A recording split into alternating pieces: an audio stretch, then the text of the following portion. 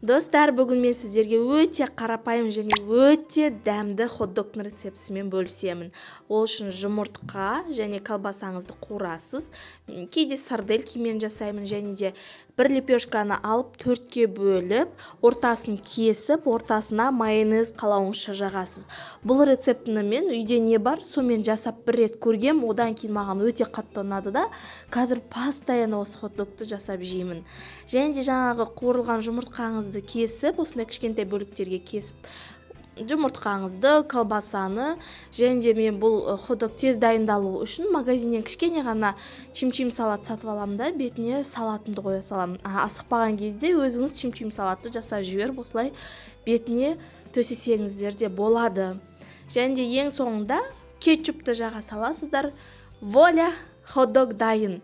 Бірақ бұл хот-дог енді ерекше дәмді, енді прям жасап көрулеріңізге міндетті түрде кеңес беремін. Өте тойымды және де дәмді хот-догты жасап көріңіздер. Және де менің каналыма жазылуды ұмытпаңыздар. Мінекей хот-дог дайын.